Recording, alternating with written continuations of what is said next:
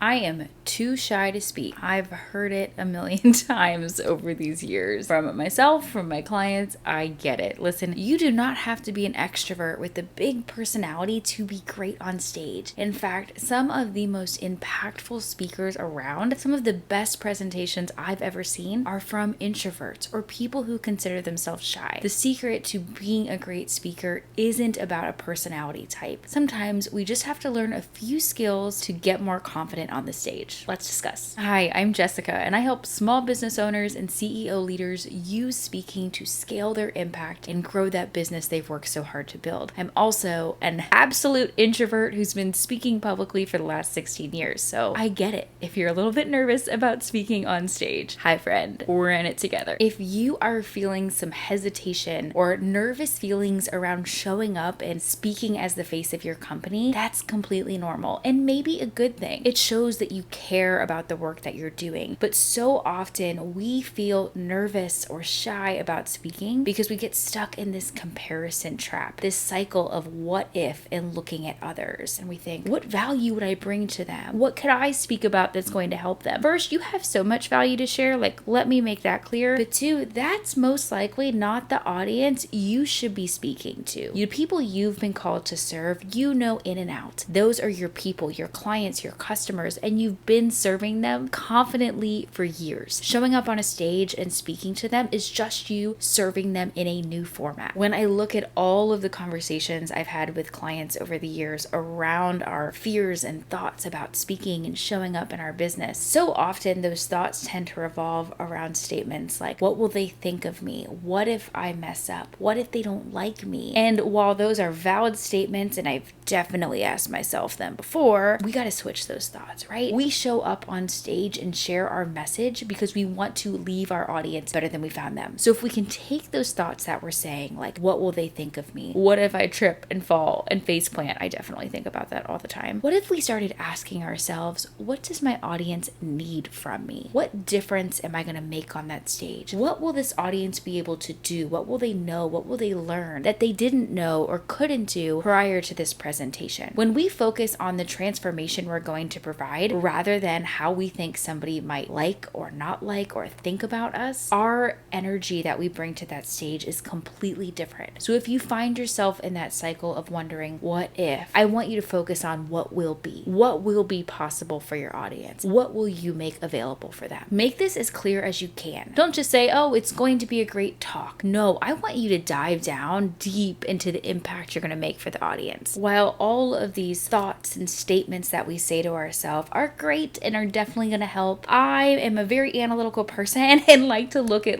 give me the checklist, give me the bullet points, tell me just what I need to do. And if you're like me, let me tell you how to kind of ease those speaking fears, calm your nerves, and prepare for your next presentation. If you want to feel more confident on the stage, you're going to have to practice. And I know nobody likes this part. We don't want to practice. We don't want to watch ourselves on camera. We don't want to listen to our voice on podcasts. We don't want to do that because it feels uncomfortable. But you cannot make your talk better until you start delivering it and looking at it and seeing where is the opportunity for growth. Where are the places that I can pause a little bit more, add a new story, make this more engaging. When you start flexing that speaker muscle and practice, you get more confident with your content and you're going to be in this state of flow on the stage. So carve out time in your calendar to practice that presentation again. In fact, inside of our coaching program, the Speaking Strategy Academy, we hold space for our students to practice every single month. A student will get up on our virtual stage and show us their presentation, deliver it like a dress rehearsal. This allows us to give great feedback, help make it better, but it also gives them the opportunity to shake off the nerves and kind of get that practice run under their belt. Another thing that I love to do and have been doing since 2006